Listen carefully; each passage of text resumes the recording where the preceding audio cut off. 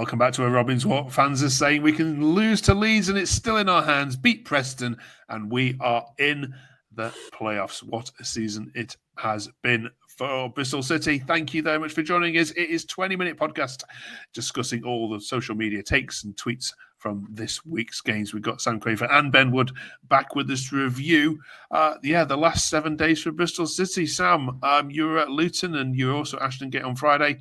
How would you sum up the mad Easter weekend? Yeah, it was such a shame yesterday to go from the highs of Friday's results to the lows of yesterday's performance. But it was almost the perfect weekend, perfect Monday for us to lose, but also the perfect Monday for us to win and gain that opportunity to cement ourselves in the playoffs. Yeah. We'll come on to talk about Sunderland in a little second. Let's talk about the Luton game, Ben. It's prompted some people to say things like this. Crump says, ignoring the chance of a Conway 95th minute dive, we've been incredibly effing lucky.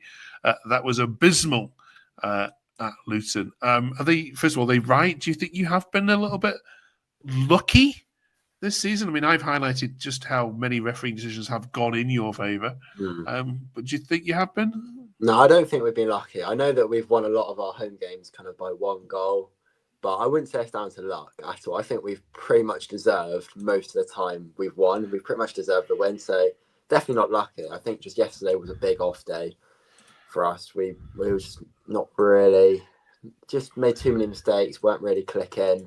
And yeah, it's a difficult place to go, I think. It's a difficult pitch to play at. But yeah, no, definitely not been lucky this year. I'd say the games we've won, especially since Christmas at home, I'd say we deserve to win them all. Okay, stay tuned because we'll I was going to say definitely was unlucky yesterday when you seen that challenge on Sinclair Armstrong in the second half. Yeah, I mean, how was that not a red card, free kick, or even a penalty or some kind? I think it's just because no one ever barges him over because he's so physically strong. It's a weird sight seeing him fall like that. You had the Sunderland fans moaning about a soft I was going to bring that up. This was even more blatant. It's like Ben said, the size of Armstrong, it takes a lot to take him down. Yeah, I hope there's no Sunderland fans watching what you just said because we are going to get it in the comments. What is he saying? What is he saying? We'll come on to more of that in a minute. Let's have a look at some more. Sam says, well, that wasn't very good. We were very lucky the teams around us lost as well. 1 win scores the players, and I'm pretty sure we will get that. Yeah, it's as simple as that, isn't it now, Ben? You can lose to Leeds on Monday whilst they celebrate and go and beat Preston 6 days later and it's in the bag. That's the plan. Yeah, I kind of, it's almost like it's not nothing. We've not got nothing to lose, obviously, but I don't feel like many of us are expecting to go to Leeds and win, which obviously takes it to the final day, which, I mean, the nerves are going to be through the roof. But because I think any other day in the season, with our form, you'd expect us to beat Preston at home. But I mean, it's going to be an extremely nerve-wracking day if it comes down to it, especially one eye on the phone with Cov playing Borough. So that's yeah. And if you look at the teams underneath it as well, I mean, Middlesbrough so inconsistent. The only team which is showing any kind of reasonable form is Millwall, but they're not going to catch you. They can't catch you on the points you've got. No, they've got Burnley away last game of the season, haven't they? Yeah. So that's right. Yeah. But Preston's being dragged into this relegation battle at the moment. So I was hoping they'd be all on the beach, mid-table as normal. But it could be a big game for them as well. Yeah, they've got Plymouth this weekend, so just like you are hoping, they are going to put everything into just beating Plymouth and then come and have a party with you guys. And as one of the Preston fans says, let's help you get up. They are more than happy to see Bristol City, as is all the neutrals. Say every single neutral fan wants Bristol City to do this. Let's happen, except Sunderland, who you have mightily peed off on social media and for the game. First of all, Sam, what was your view of the Sunderland game? How good or poor do you think Sunderland were? I think they looked a decent side down to 10 men. All right, the red card, some people argue it was harsh, but I mean, if that was against us, I would have seen it as a red card. You've got to take it on the chin, haven't you, really? I think we put in a really good performance, and they're saying they would have battered us with 11 men. look at the chances what we had in that game. I watched a good podcast the other day from the Devon Mackham, and he said how Bristol City weren't 4 or 5 to the good in that game. He doesn't know.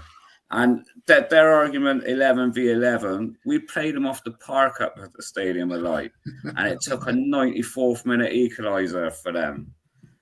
So if that's the playoffs, that would have been lovely.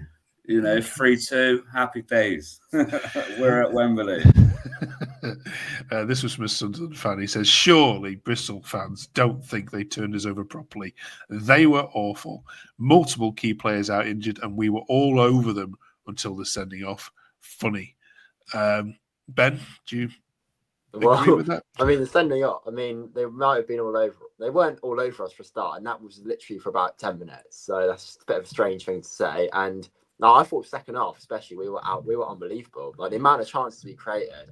The other week when we played Hull, and they had 10 men, we were nowhere near as creative as that. And I thought, they might have been the better team for 11v11, but that was literally for the first tiny bit of the game. So I thought we fully deserved to win, and we played really well. Okay, we may get a Sunderland fan turning up in a second to have your view on that one. Let's look at some more then. Jackson McManus says, I wish I could be optimistic, but if we play like that against Leeds, it'll be 10-0 and the playoff race will be over for us. They just beat Stoke 6 up against our leaky defence and clueless performances. This it could be 6-0 by half time. Alex added, hopefully Leeds are still pissed next Monday because our away form is disgusting. Luckily, no harm done today. I mean, yes, Sam, do you worry slightly about that Leeds game? No, because when it comes to the time of the Leeds game, we could already have our playoff place cemented on the weekend's results. And I just think this Leeds game is just a free hit for us. And it's the type of game what Bristol City would go out there and get either a draw or a 2-0 win or something. When we're the underdogs, we seem to do better. Okay. I mean, I hate to break it to you, but Middlesbrough played Norwich this weekend, and there ain't no way Norwich is doing anything at the Riverside. Jack Wilshere there now, isn't it? Jack Wilshere there, he's going to get him fired up. New manager bounce Wilshere. Put a tenner on Middlesbrough winning that one easily. Norwich are awful. You talk to their fans, there's big unrest there amongst their fans as well. Sorry to burst your little bubble. If Pompey can go to Norwich and score 5, then they ain't the best of sides, are they? Absolutely, yeah. So this is going to the wire. It is going to that Preston game. But I mean, Ben, look, some fans are saying, look, just calm it down a bit.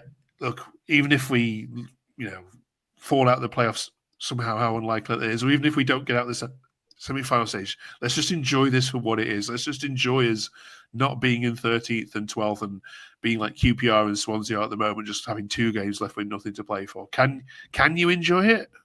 Yeah, you've got to try to, I think. The fact that it's going to come down to the last day of the season for us to get playoffs is pretty remarkable, really. So you've got to try and enjoy it. And worst comes to worst, we don't get playoffs, but we've had this kind of excitement building up to it. So it's difficult to enjoy, but you got to I do just like looking at the table just to have a look, because we don't not get that often. So yeah, I think you just got to try and enjoy it best you can, really.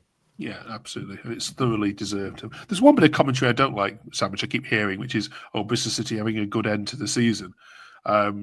People are kind of saying, you've come from nowhere. Well, we've been doing this for 38 weeks now. We know that isn't true.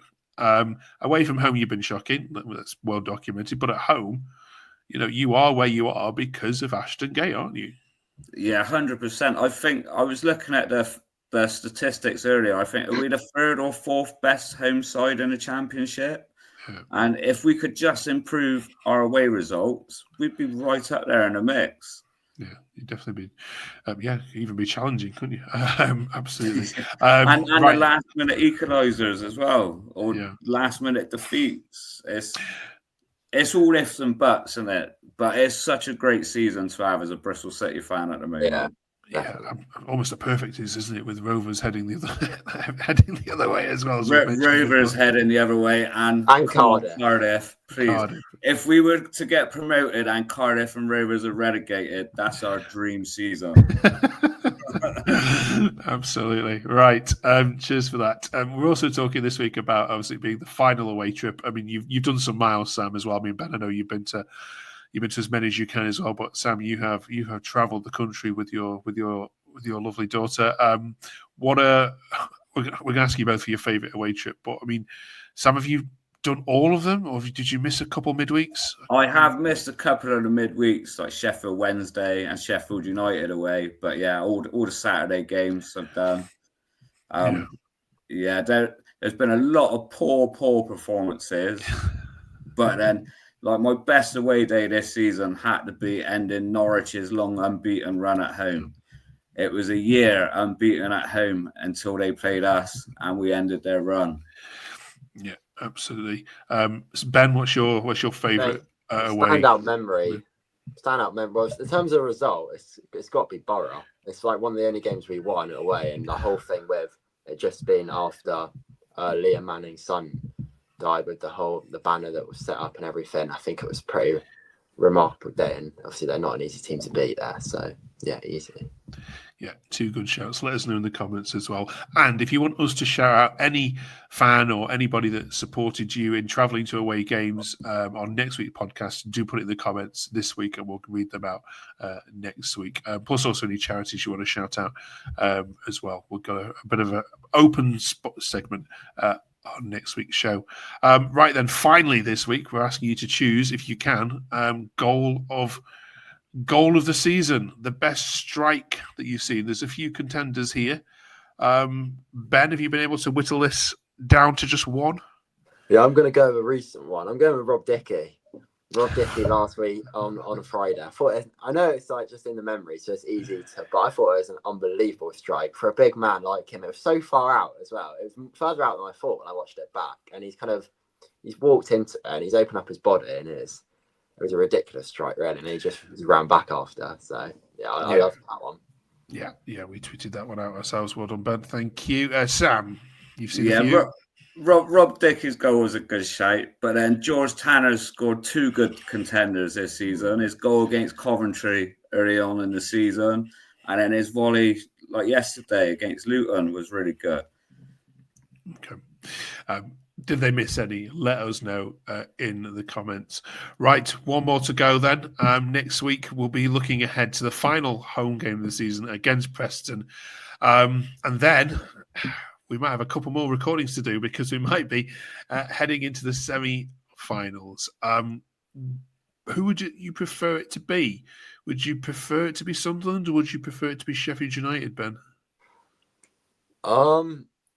I mean, take either. I would be tempted more by Sheffield United.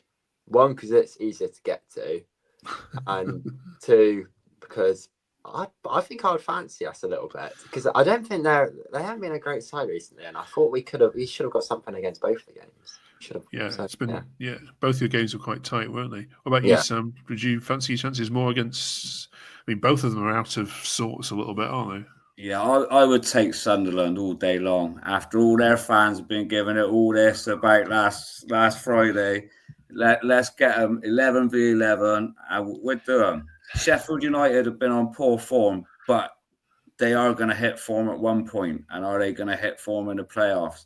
So I'll go for a Bristol City and Sheffield United final. Okay. All right. Join us then as we look ahead to all of that. Fingers crossed. Enjoy the trip, of course, to Leeds on Monday night. We'll see you in 7 days' time.